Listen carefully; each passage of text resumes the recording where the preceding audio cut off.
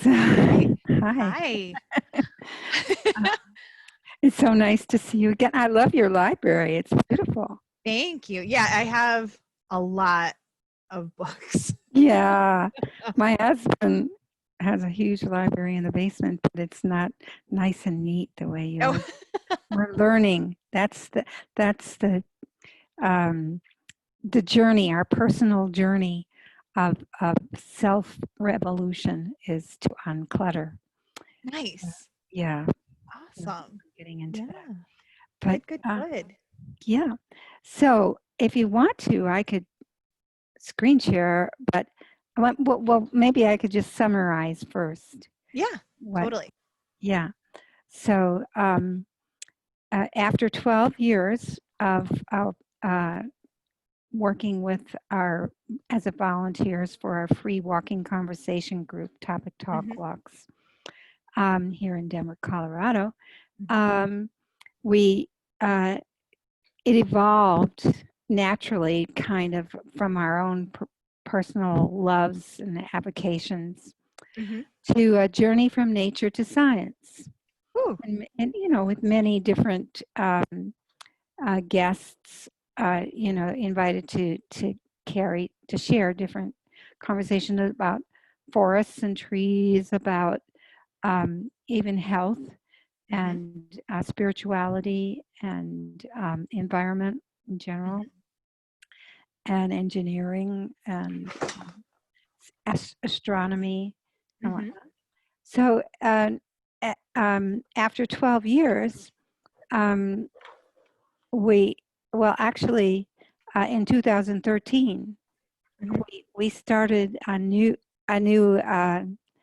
additional series within our walking conversation group about the phrase economics of compassion. Ooh.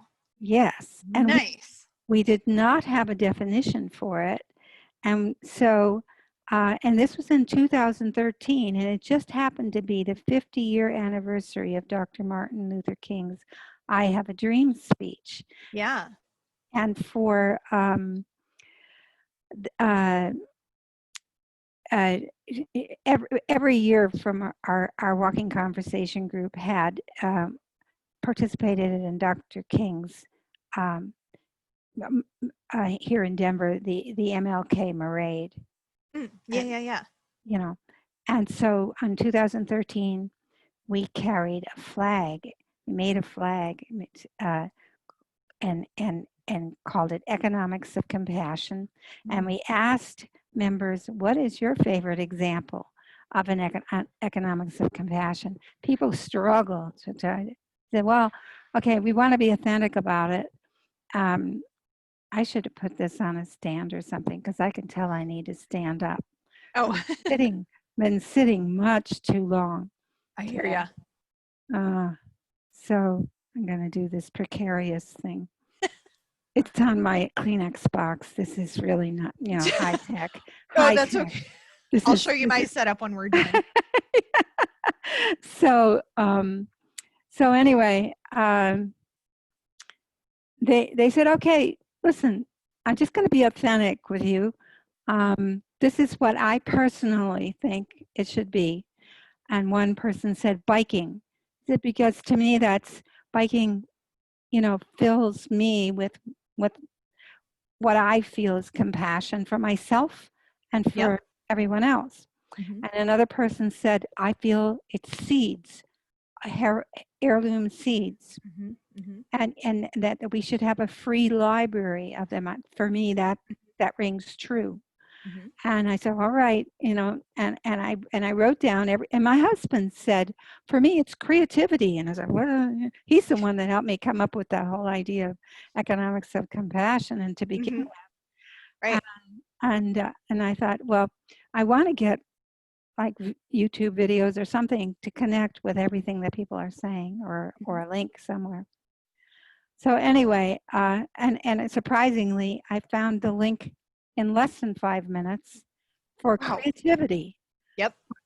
You know, and so all of that is on our domain site. When you click on Economics of Compassion, it takes Mhm. you to the story of our evolution, and so, as of 2015, because I haven't updated that domain site. And so, and you know, a lot of it didn't change a whole lot, you know, over the years until 2019. Mm-hmm. And then we started to really evolve, you know, from there. Yeah. And we wanted to know more, like what's possible. God and science, love and knowledge. Mm-hmm. You know, let's get into the nitty gritty. And we said, okay, if that isn't offensive enough to everybody's, oh, let me make it more offensive. Let me get in your face. Yeah, Bring it. yeah. Come at me, bro. Yeah. Let me tell you. All right, we're going to call this E-STEAM, and that stands for economics, science, technology, engineering, art, and math. Does that scare you? All right. Are we getting all your your fear buttons? And so then COVID, you know, happened. Come on, man. Yeah, exactly. We don't care about COVID. We're gonna do this, even if we have to Zoom it. You know? And we started the Zoom series. So we're not walking, we're Zooming.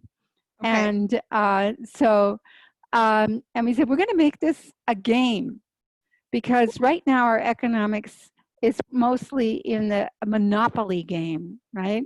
Mm-hmm. That's the way most people think, you know. It's a win-win. I'm not a win-win. It's a win or lose.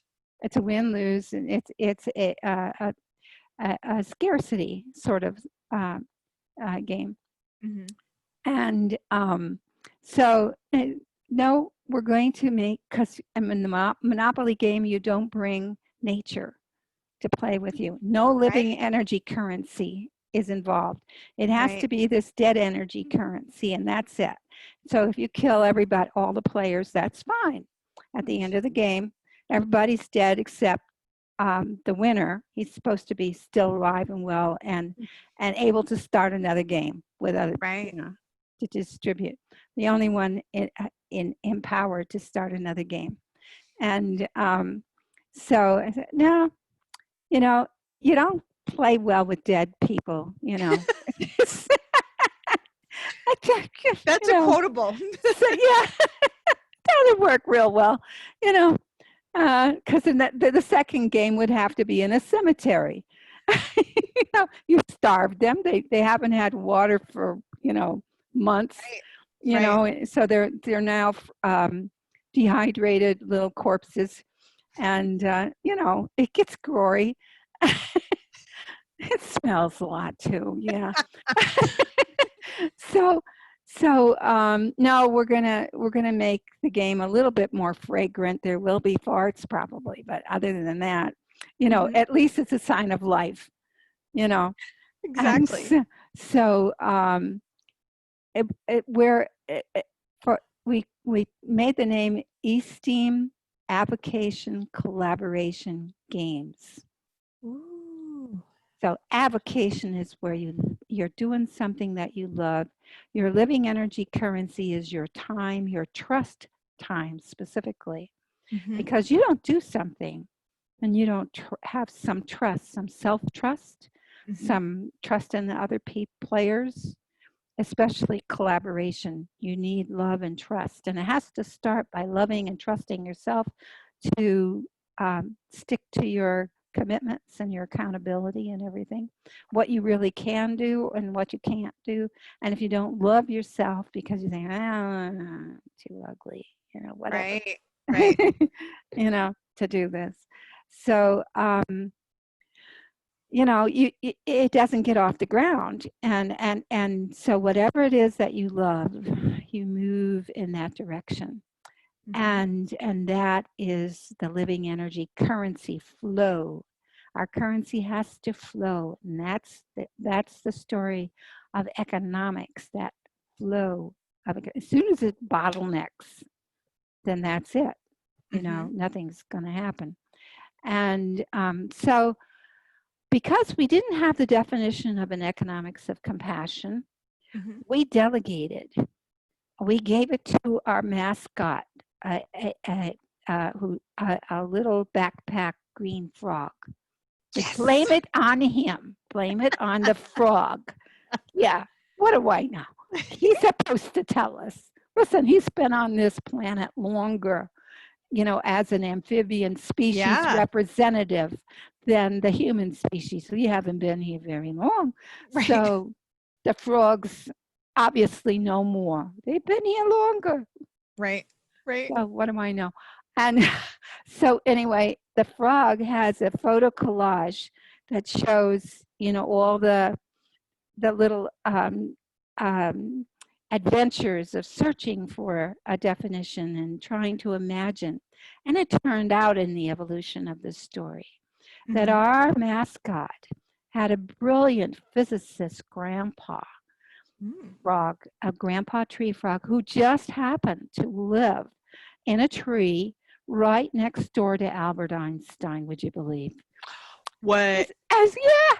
Mind blown. Yeah, it was so handy and so convenient. So we asked his grandpa about it, and he said, well, his grandpa explained he was very disappointed when Einstein came up with the equation for energy and didn't have the equation for living energy, because obviously a frog's only economic currency is a frog's living energy.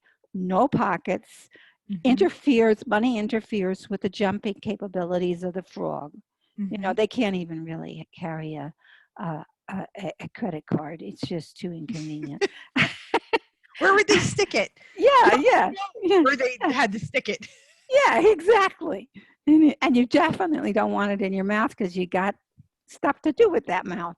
Yep. And so they both decided, well, Einstein and Grandpa Tree Frog decided that human species, although the frogs are very smart, the human species were better capable of collaborating. Frogs don't collaborate. They don't even remember who's their grandchildren. They Right. can. Right. And he had to introduce himself to his grandpa. They just Gotcha. didn't. Yeah. Yeah. So they decided that they need to inspire human beings to realize that what they don't know, because until you know what you don't grow. There's no place to grow to knowing more. So they said, do you know, to remind people that do you know that humans don't still have the equation for living energy, by just encouraging them to fold an origami jumping frog and then launch it, and then ask them what energy is essential in folding it, designing it, and launching it. What is the most critical energy?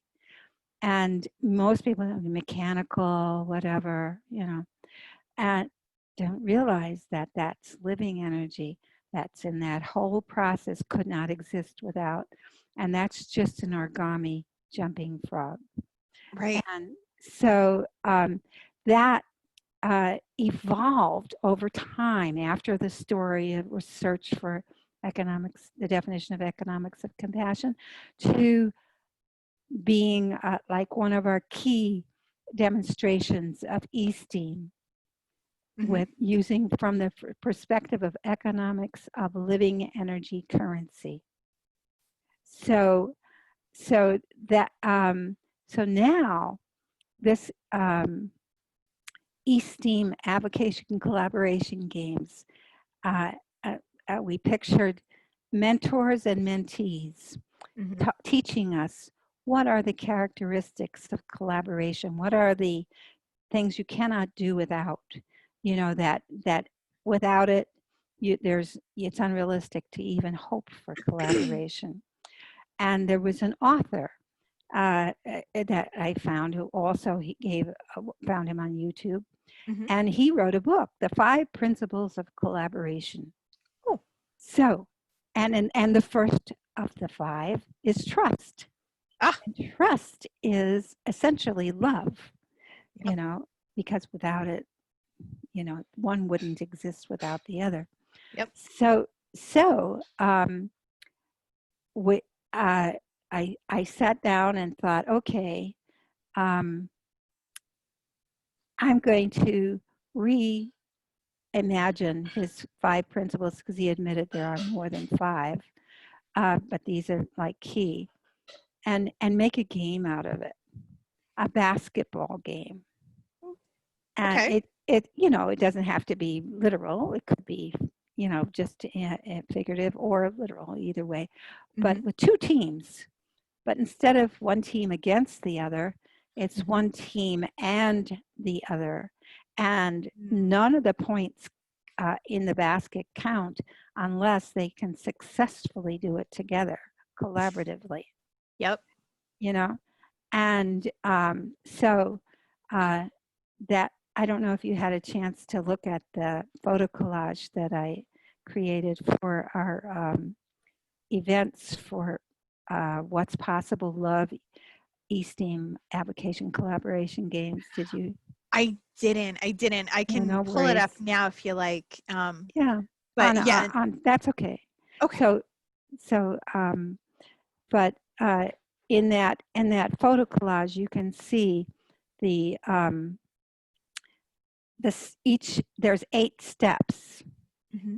and you can kind of visualize the evolution. I don't know how it's going to evolve in detail, Right. but the first step is trust and love, and the next step is respect, and the next step is he put the next step as willingness. I switched it and put empowerment, because Mm-hmm. sometimes you're empowered but not willing, Mm-hmm. and you short circuit that connection, Mm-hmm. and willingness, and then communication to make that total connection collaboratively. But it all starts with yourself Mm-hmm. first. That and then and then once you connect, then with that communication, then you can finish that cycle, but Mm-hmm. with um, and so there's for each step, there's a different mentor that and at least started initially because they're authors, or because and the empowerment part, I know on a personal level, the empowerment part is more than money, Mm-hmm. but I used someone who's very famous for his complementary currency, Mm-hmm. that right now in Kenya, Africa, during COVID, and I contacted him, and he's open, but he's actually the 3rd step, Mm-hmm. you know. So and this is just evolving, little by little, and I couldn't get the author of that book to respond. He's from Nigeria, but he's an American. Gotcha. I Gotcha. He's mean, an he's expat. here in America. Oh, Oh, yeah, gotcha. So he he grew up in moved from Nigeria. Nigeria. Yeah, Okay. but he studied here, and he works in the United States and everything. But I couldn't find. I sent him a request and everything, but I didn't get any response. So I thought, okay, if I have to wing it, I could just ask you to Hey, start us off on sure. our Zoom on Love and Trust on the last Wednesday of this month, Oh, and cool. yeah, from 5:30 to 6:30, and for example, there's a quote by Maya Angelou that says, uh, "I don't trust anyone who doesn't love themselves to Yeah. to tell me I love you, because that would be like," she said, an African proverb that says, "Don't trust a naked man who's offering you his shirt." You know, Right. Right. Right. Right. so so and I have a little image, about that. Uh-huh. So I thought, well, just that Maya Angelou's quote was Mhm. quoted by Brene, I don't know, Brene Brown. Yeah. right. And she did this whole presentation about um, trust and Mhm. love on as a part of the Super Soul Sunday, Yeah. Oprah's, and then somebody did illustrations and took clips and whatnot and shortened it. And Mhm. that's what I saw today, as if to say, okay, now you're ready.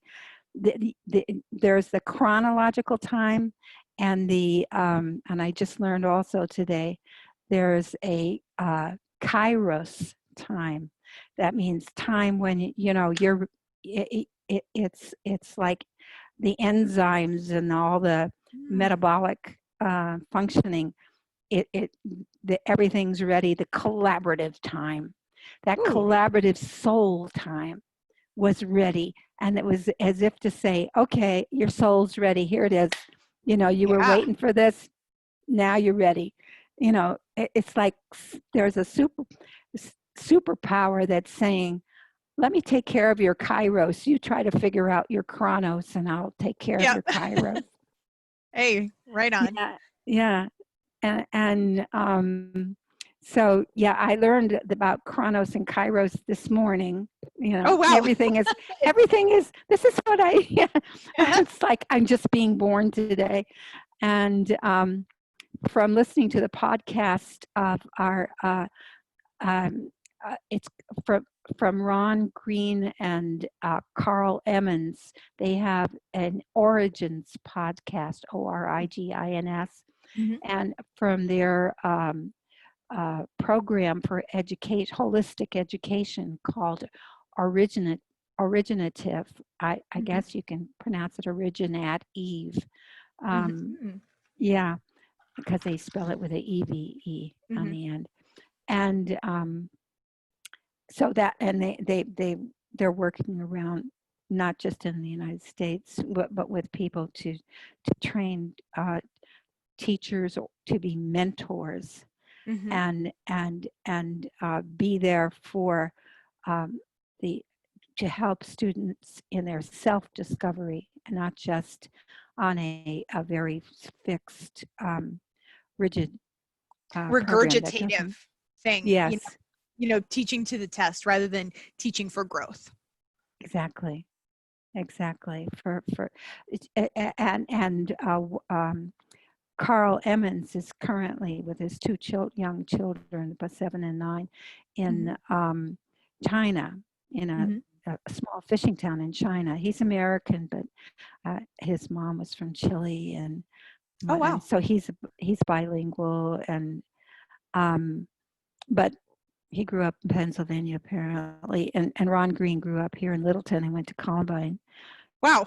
Yeah, World just shrunk. yeah, yeah. And so anyway, but um, so they were in their podcast that I learned about Kairos and Chronos today. They were explaining that in China, once you get into the school system, they design the programs to make each individual conform to what society wants the individual to be. And Carl wants to come back to the United States because he thinks that's hell for his children. Sounds like hell And to me. yeah, yeah. And he said, he wants a program that has enough flexibility in it that recognizes the value of each individual's unique design and diversity in their abilities to contribute to society, but in a more autonomous way. And I mean, the bees are very autonomous. They don't have a head leader that Right. says, "All right, you will be the drone, That's and you right. and you will be the forager." Right. That Right. all comes naturally. they say, no, you don't have to tell me, I'm a drone. You know? Right, exactly. This is just what I do. That's, you know, I wouldn't want to do anything else. And, you know, so, so anyway, so I'm learning. This is the new me, the new morning me. Awesome. Awesome. And I didn't put, okay. I'm still learning this Zoom thing. So Gotcha. we now have 20 minutes. So the other thing I wanted to tell you very briefly before I do any screen sharing of any kind Yeah. is I don't know if she's still open to it, but I was interviewed by a dear friend of mine who also is a radio talk show host for KGNU, Woo. Beverly Grant. Nice. Yeah, you know, Yeah. in the same building as Denver Open Media. Yeah. Yeah. Yeah, That's great. on 7th and Santa Fe. And so she's now hosting her weekly Wednesday program. And she suggested that I join her again on the 15th, so next Wednesday. Yay. Yes. So, and because of the COVID, you know, nobody's supposed to go into and my first interview with her, I didn't use my headset Oh. because I was doing it from a phone that had a broken, it wouldn't, Yeah. it Yeah. wouldn't Yeah. function with my headset. Bummer. And so now I have a phone that does work. Oh, good. Yes. But I mean, I could have used my husband's. I didn't think, you know, I didn't think Right. it would be a problem, but it Right. was. And so now what I'm thinking, if she's willing, she may not want to do it this month, but we're considering the possibility of doing this every once a month, you know, before these, is I have you may have heard of free conference call Oh, yeah. software. Yep. Yep. Well, Absolutely. I have an account with them, and it's Yeah. called Start Meeting, and it says Topic Talk Walks, and you know, if you Okay. go Yeah. Yeah. online to do it. So, you know, maybe we could do this together. You know, the three of us, Richard and Yeah. you, and Richard's Right. hiding. He snuck by behind you. I was like, Did look he? out, there's somebody behind you. Yeah, we are really doing some really great uncluttering. And so he's dedicated because now on a daily basis, we have an opportunity to talk to other people who have the same, you know, problem, that the same self-evolution, the self-revolution that they've got to do. And so he wants to have some good news to share. Totally. Totally. Hey, and what better way than like daily progress of like success story every day? Woo! Yeah. And our first success was working with one of the Topic Talk Walkers who was one of our guests was it last year or the year before? Okay. Teresa Cashman. She has a TLC clearing space, and she does it on Zoom as well. And that was the first time in 41 years of marriage that he really made some real progress. That's awesome. Yeah. Yay. That's So great. we're excited about that. So Excellent. yeah. So yeah, if I don't know if it will happen the 15th or not. If I can get a hold of her and maybe exchange an email with you and her and us, you know, Yeah. and just let her know that this one is going to be about trust and love. And there's another Kimberly Jones. Have you heard her? Not off the top of my head. I may be familiar with her work, but like right off the top of my head, it doesn't ring a bell. No. She's an author, and she was just on the news this morning. Everything's happening this morning. Right? And yeah, well, I had actually seen her YouTube, I think a week ago, if I remember correctly. And I'd already flagged, you know, that I want to know more. and but I'm following her on Twitter now because she gave this wonderful educational protest kind of on YouTube, to say that we are African Americans are playing a monopoly game with white people, and we are not allowed to actually be in the game for 400 games or whatever. Right. Yep. And this is not a game that is designed for us to win. Yep. And yeah, it's stacked against a lot of And the fact that she used the Monopoly game, I was very Right, encouraged. Yes. But then I went to her Twitter, and she was giving another speech about, communicate through your head, not your heart. Don't share your feelings and whatnot. And I'm thinking, ouch, that's going to take us in a direction we didn't want to go, because that's what we've been doing. Right. Right. And for example, my historic hero has been George Washington Carver. Yeah. And he was, he was born right around the time after the Civil War. Right. Father of the peanut, man. Well, right? Yeah, well, he's a microbiologist, and right. I mean, just yeah, amazing person.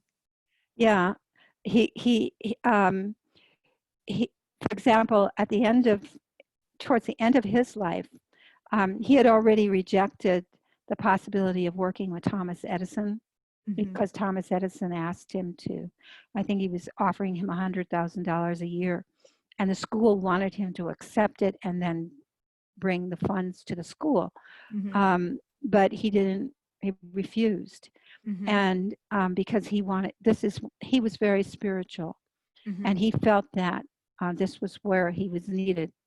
And when Thomas Edison died, because Thomas Edison was good friends with Henry Ford, Henry Ford, was constantly staying in touch with Carver, and so he became best buddies with Carver, with exploring plastics, from legumes and rubber and whatnot.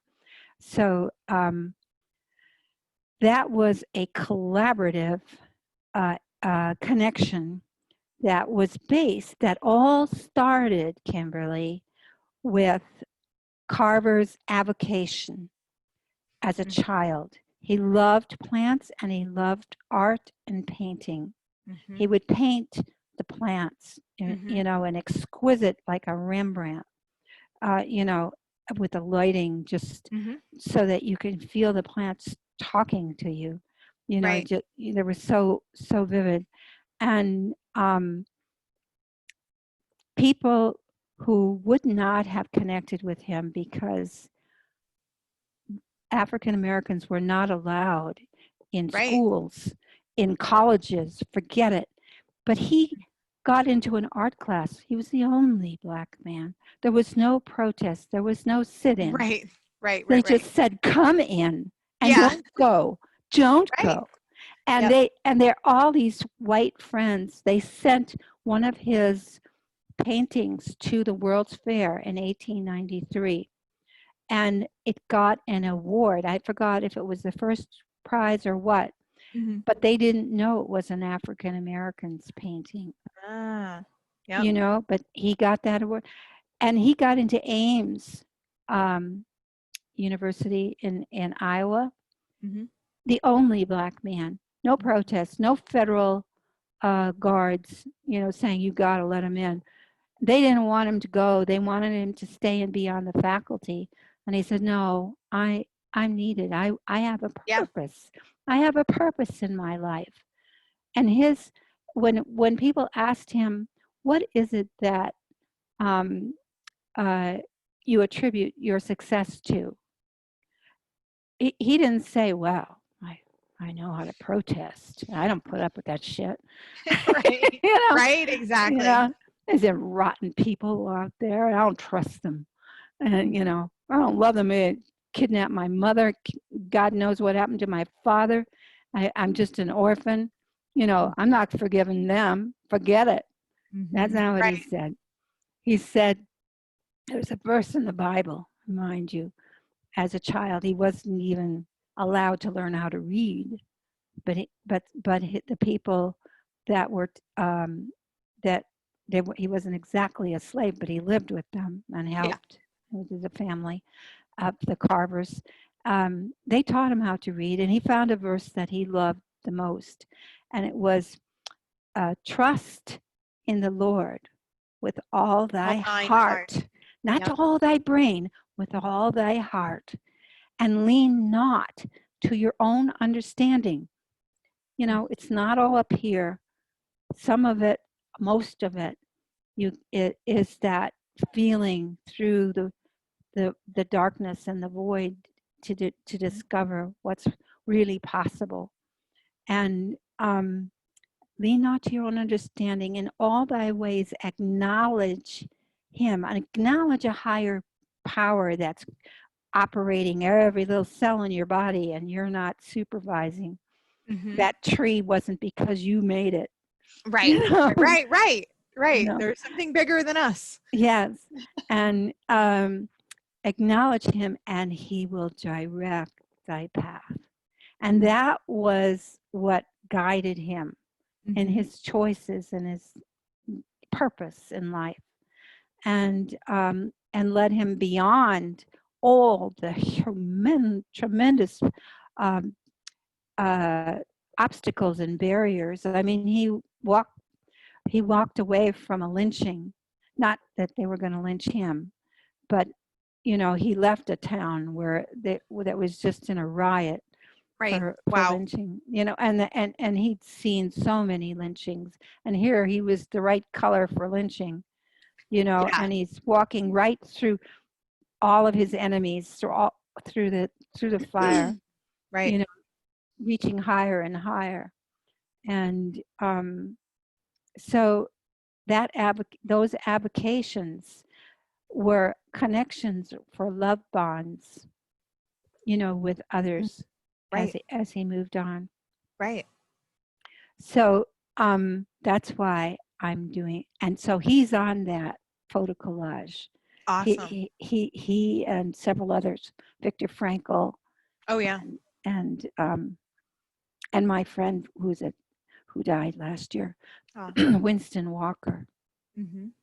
And you know, at the finish line, you know, just before you make that basket, at that connecting point, those are the people who made it past that finish line and got a basket. And I feel like I made that basket with Winston Walker, you know, because he taught me so much about collaboration with his Beckworth Doers group on Meetup. And so he was African American mixed as well. So it's not that only African Americans can teach us. There's also, you know, we in all races we're learning. So obviously Viktor Frankl isn't, and the other one was Suzanne Simard. She's a forest ecologist who is on our walks with us through teleconferencing. I had this vision while you were talking, and I just want to say it because it's such a powerful image.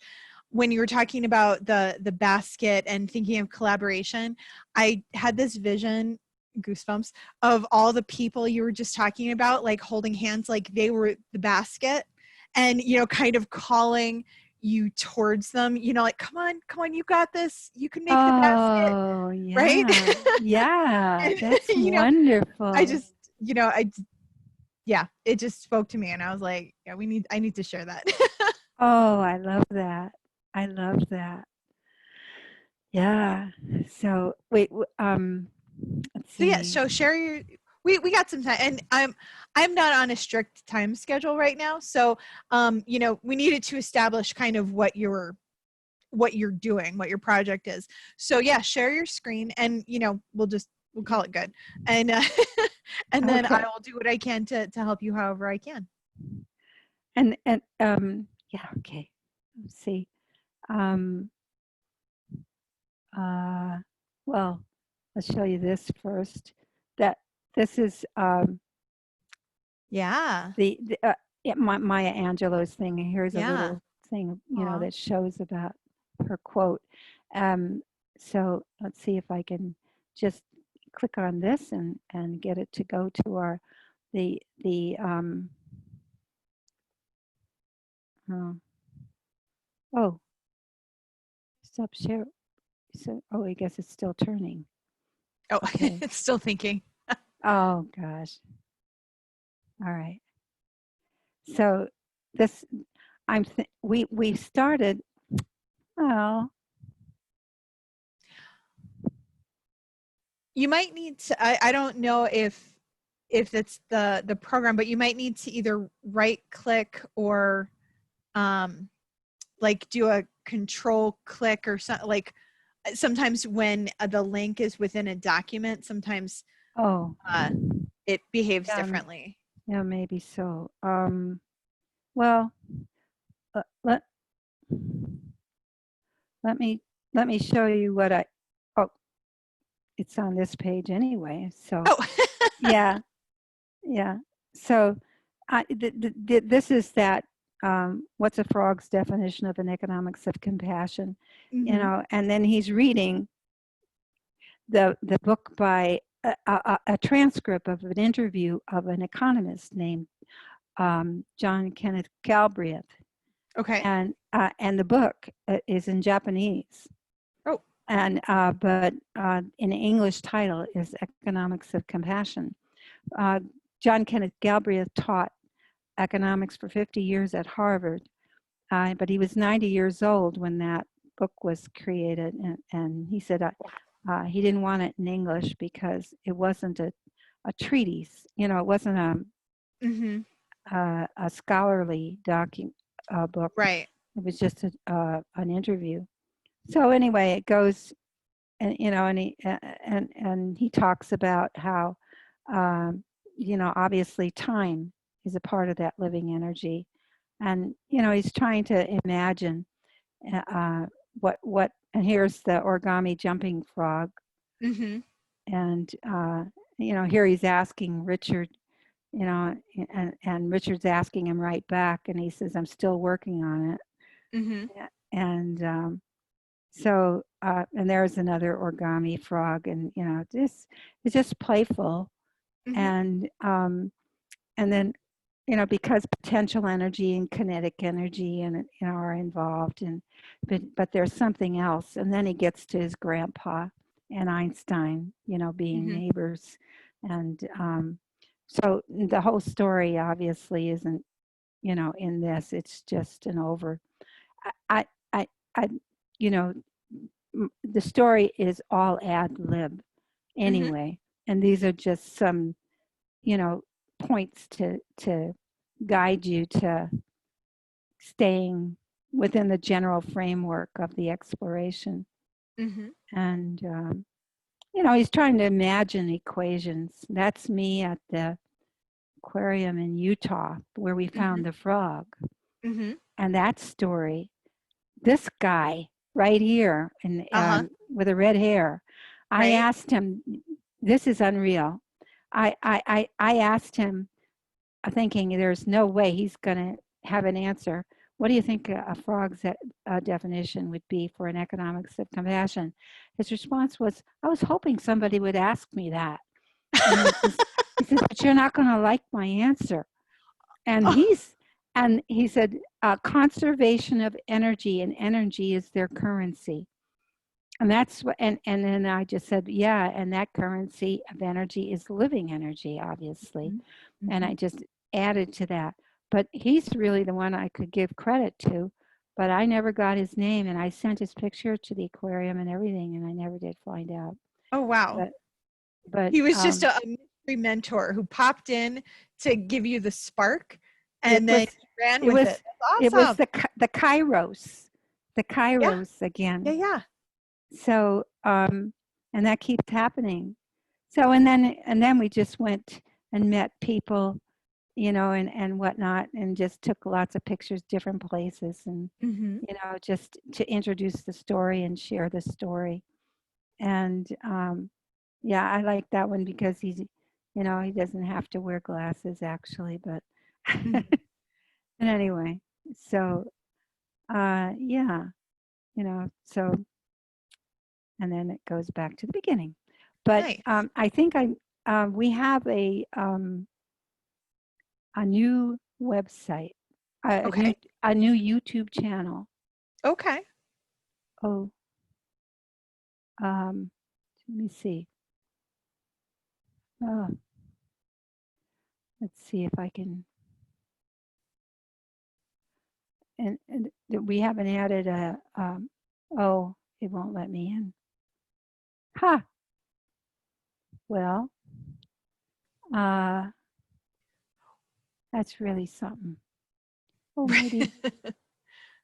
Um, I doubt whether I can get in though. But it's What's the called E-STEAM Love. E-STEAM Love? Okay. E-STEAM Yeah. Okay. Love, separate word. And so, and this is the image of, let's see, of the E-STEAM collaboration, Mm-hmm. Avocation Collaboration Games. And see, there's George Washington Carver, Mm-hmm. and here's Isaac Newton. This Mm-hmm. is Winston Walker, Okay. and this is Viktor Frankl, and this is Suzanne Simard, and this is the author of the book Five Principles of Collaboration. Agneman, I can't say his name. Right. Anyway, and you see there's 8 steps before you actually get that ball in there. And Mm-hmm. there's 2 teams. There's a Frugal Frogs team and the Doer Dogs team. And Gotcha. our topic talk walks, and the Frugal Frogs team are the mentors, and the Mm-hmm. Doer Dogs team are the mentees. Mm-hmm. Um, Actually, you know, we're all mentors and and and learners, Mm-hmm. everyone, because that's reason why our species is capable of doing anything, Mm-hmm. is because no one has to know it all. Right. Right. And it's so nice to have that burden lifted Yes. when you don't have to, when you don't have to know everything. And you know, like you can't possibly know everything. And once people are like, oh, I don't, whew. Yes, exactly. Um, so I don't know if there's a way to, okay, maybe I can, I don't know. Let's see what happens when I make this. I guess that's as big as it gets. At least it doesn't have a lot of other clutter around it. But Mm-hmm. so this one is for June 24. I have to put the one for July on our Facebook page as well. Mm-hmm. But I'm thinking I'll modify it so that it won't look. I see we have 3 groups. Topic Talk Walk's a walking conversation group, Okay. but we started with our walks deliberately to go on a walk before visiting the Denver Museum of Nature and Science for Mm-hmm. their once a month, last Wednesday of the month, 60 minutes in space presentation about astronomy and space exploration. So then, while Topic Talk Walks was still growing, Mm-hmm. somebody closed out a museum group, and I thought, why? Somebody should, they shouldn't let that die down. Right. And so I took the role of organizer for that, because you can have 3 groups. Oh. Um, and this year, last year, I was trying to prune down. My other group was an improvisational comedy group, Uh-huh. and that group still exists, but I transferred it over to them. You know, Right. because I was trying to kind of pull out, and then I began to realize, no, I have got another purpose with this walk group I need to finish, and then I can pull out. Hopefully somebody else will take it over and we'll just be volunteers. Yeah. You know, so, or whether it's a collaboration of organizations or whatever, and then we could be a part of it. So, so we now only have two groups: our Topic Talk Walks group and the Museum Muser group. So whatever we do, we share our Topic Talk Walks usually with the Museum Muser as well. But I want to put a different graphic up. Maybe if you're going to join us, I can add your picture as a part of the Doer Dogs team. Okay. Whoops. Oops. Sorry. Sorry, it's one of those things. What, no, what just started making noise? That's the video. Yeah, I was secretly looking. I was like, you know, let me just see what else is up there. But yeah, so yeah, you recognized it right away. It's like, whoa. Yeah, that's the effort. Let me show you what the let's see. Nope, that's really weird. I could hear it in the background, but yeah, if I went into my YouTube, which I can't seem to do, you would see a video on YouTube from my YouTube channel, not from the E-STEAM. I need to probably transfer it over there. But the background music is the African American National Anthem. And, cool. And we shared our walking phone conversation with Dr. Suzanne Simard, and did video clips from that, and a video clip copied from her TEDx talk as well, where she said, forests are worth saving because you are worth saving. You know, Oof. So yeah. Right. Yeah. And then we put those words on our origami jumping frog. The forests are worth saving because you're worth saving. And especially since it's a tree frog. You know? Yeah. So anyway, yeah. So maybe what we can do is, since I have your recorded commitment for July, I would send you the information and I will copy it to Beverly Grant with the KNGU. And if she's open to it, we can do it together. She wants us to be in the same room. We could do that if you want to, but I think it might be safer if we used our start meeting. But if she wants us to be in the same place, we could be outdoors. I have a little mister, you know. Oh, fun. Yeah, that'll keep us cool because, you know, it's going to be really hot. Super hot. We could have a backup so you can either be with us or, but we're going to have to use headsets. And I have a T so that we could have, we could share the same headset from the phone, you know, that kind of thing. It's not a video, it's just a radio podcast. So right. No, that's cool. And sound is so important. Like people, like if people watch videos, they'll watch with poor lighting or whatever, but boy, as soon as the sound is the pits, they're out of there. Yeah. You know? And particularly if there's not even any visual, if the sound stinks, then people will wander off. Yeah.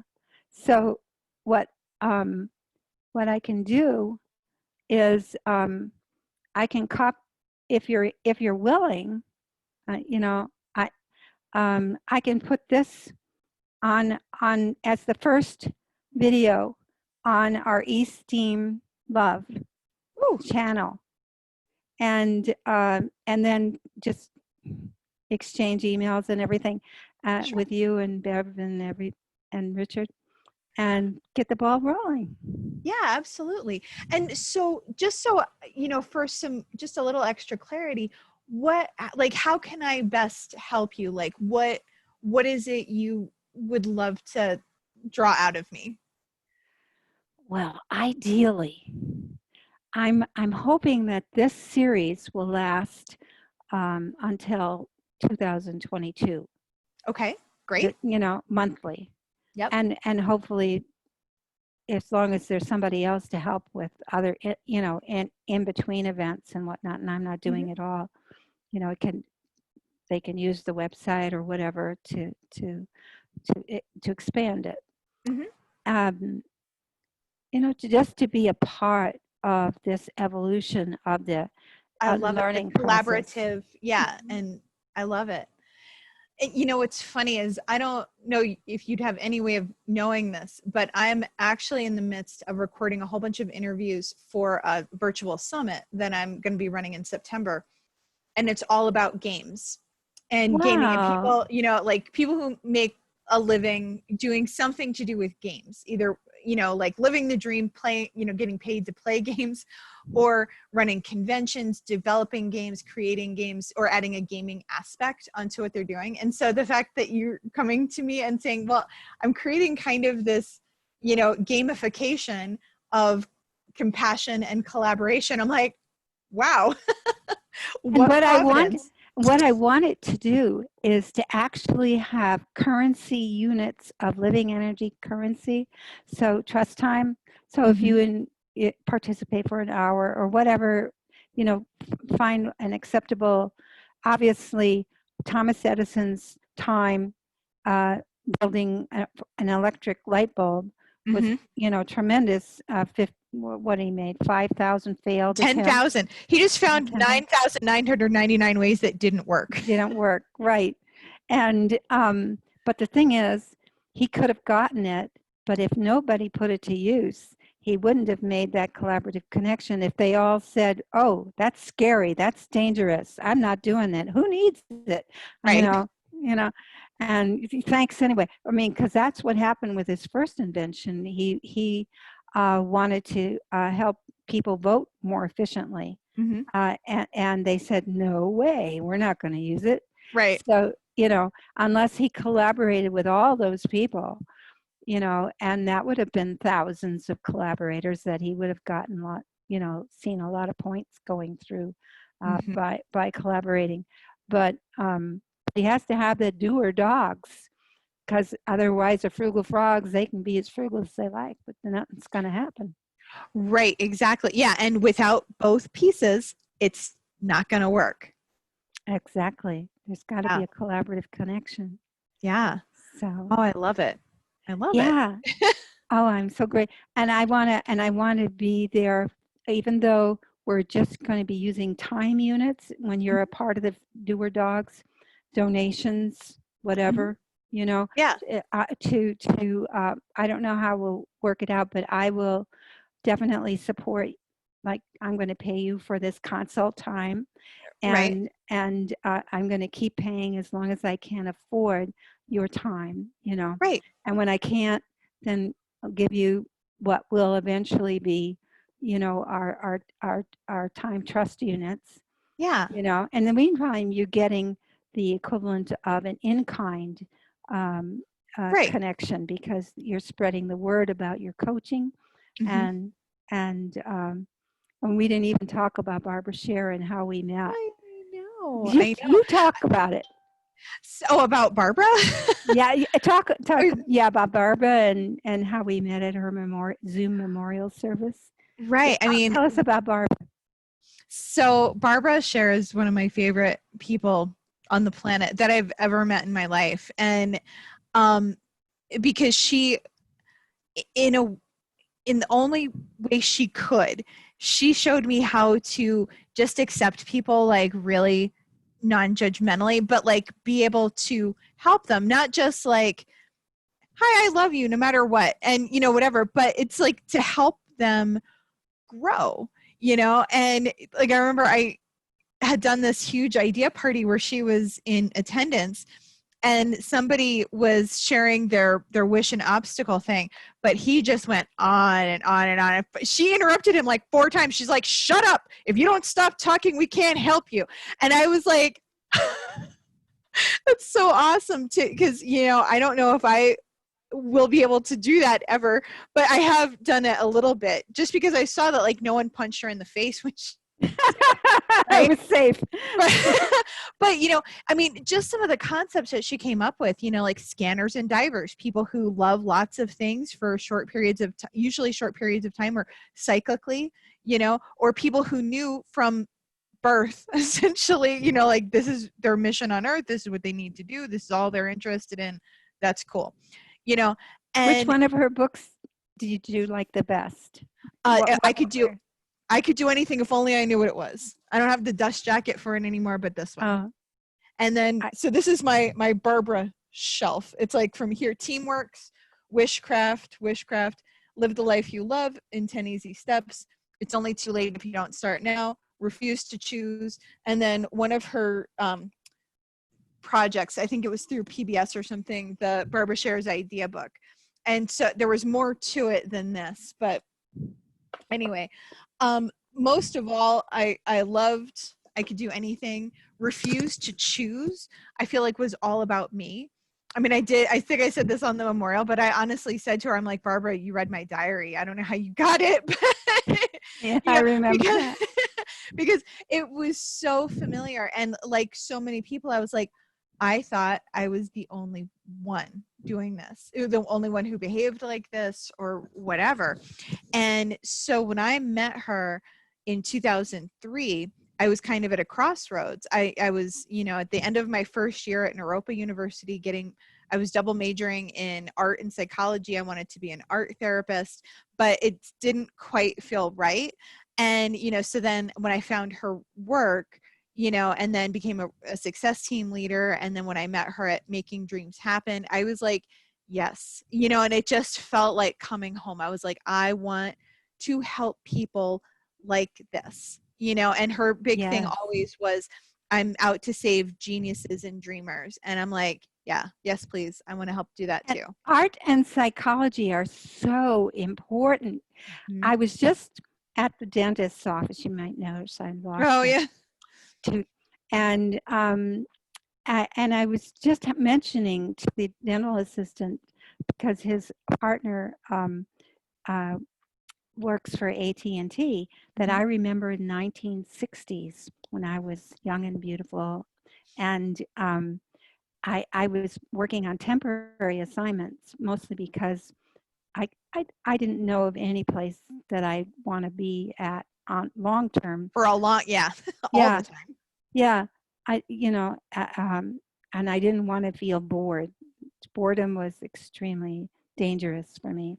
Mm-hmm. And so the vice president, who was retiring, or I don't know if it was a vice president or what, but he was the head of, I don't know, 50, 60 people in our section for long lines, telephone lines, and on Canal Street.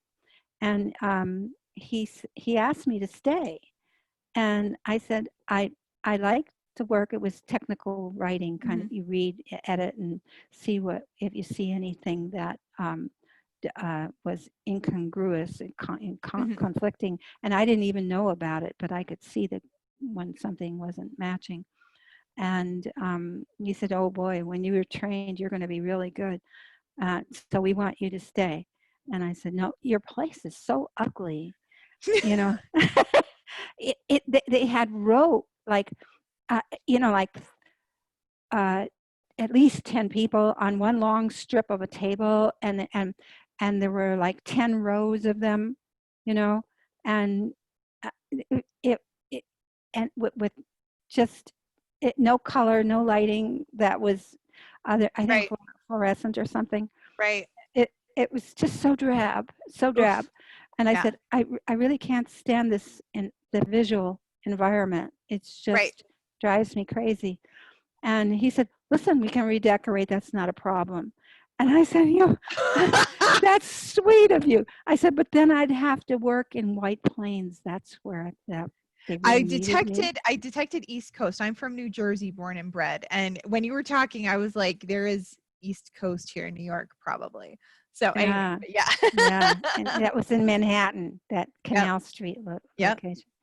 And they're white, because you have to have tight security, so it looks like a prison. Ugh.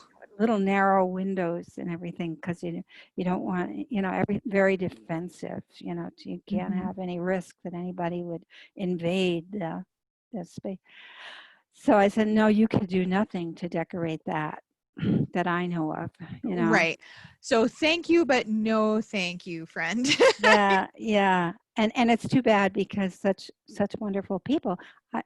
It really wasn't for me anyway, because I I I guess I would be more of at that age, a Google kind of person, Mhm. because they have lots of flexibilities and Mhm. whatnot. Yeah. So, but anyway, art is critical. You have to feed your soul. You have Yep. to. It's not art only art, nature. To be a part, to not separate your emotional being and your soul, your spirituality, from your physical, material presence. Mhm. That separation is just too traumatic. There is a quote that I heard when I was a teen. I'd gone to this some sort of theater event, and it was the Peanut Butter Players, and they had this quote, and it says, "You can't eat art, but it feeds you," and that has always stuck with me. Right? It's Yes. like that soul sustenance that you need for the creative. And I think people think that if in order to make art they have to be Rembrandt, but it's like a creative expression looks so different for everybody, and it would be boring if it was all the same. And so Yeah. there is this wonderful teaching moment of like how creativity does feed you and sustain you, and and ties into compassion and everything like that, and it's just kind of like, yeah, that's part of like that bigger piece that we're obviously a The part of. holistic, the Yeah, the holistic holistic experience. collaborative. Yeah. Hmm. And the importance that everyone's contribution is important and counts, no matter what it may look like, but it's like we can't have the whole without all the pieces. Yes, You- exactly. Can have, and I mean, you think about how it was just a little O-ring that caused the shuttle yep, that to explode. Yeah, yep. that they just didn't recognize what kind of temperature and expansion problems they were going to have under those weather conditions. Mm-hmm. And if they had understood that one little component of their collaboration with nature and material Mm-hmm. substances, they could have saved themselves a fortune. Mm-hmm. Um, and it's true for individuals as well, Mm-hmm. each individual participant. So, but um, ah, Yeah. thank you. So Yeah. we did a lot in such a Yeah. short time. I think this is a wonderful project to be bringing to the world, and especially right now, we need everything we can to bring us together and build community. And kind of like, we have, as you pointed out, we've forgotten how this part in in deference to this part, we've spent so much time focusing on here that we forgot this, and now we're really paying for it. And so this is your moment of like, yes, this is when you bring it all this is everybody holding It's hands saying, our come on, make moment. the Yes. basket. Yes, it's our moment. It's Yeah. our time to recognize how we are connected with each other, and what the critical structures are that either support collaboration or disconnect us from collaboration, Yeah. and know where our the strengths and the weaknesses are for our neighborhood back in the 1992, I think it was, or 1991. I attempted to build a relationship with the police and the fire department and our neighbors and the churches, and Yeah. and to have a special event. So we had a police versus the firefighters, on in a softball game, and then the high school did the musical band and everything, and the neighbors played on whichever team, police or firefighters, fun. Yeah. that they wanted, and that was cool. Except that involved, I was trying to be everybody, Yeah. and we also were working with Volksmarch. Those are like the walk, international walking organization, and based in Germany, and we did a historic scavenger hunt history walk. I was so, and Mayor Webb was on that walk with us. What? Yeah, That's awesome. yeah, and but I was trying to be everybody, and plus put together a yearbook directory. This was the time when the computers were, Yeah. you had to cut and paste, Oh my physically goodness. cut and paste, because because there wasn't any computer to do that. That I think they had a Commodore computer back then, and 64. Yep, the Commodore 64. Yeah. Yeah. So I was so exhausted. I was like falling asleep on my feet, literally. We were crossing Holly as a part of the walk. Yeah. And I was just standing there in the middle of the street. And somebody said, where, and then you can't do it all yourself. I didn't understand collaboration. I didn't know the keys to how to do it, not alone, but with people, so that I wouldn't, die trying. Right. The irony, right? The irony of bringing people together to work together, but you're lone wolfing it. Because I didn't know how to do it. Right. Well, I'm still learning. I still don't know. Totally. But you're kind of coming full circle. We teach what we need to learn. And so, and that is sometimes the only way we can learn it is by going through it, figuring out what doesn't work. And you found out in the 90s what didn't work. And waiting for that kairos. And the kairos keeps on happening.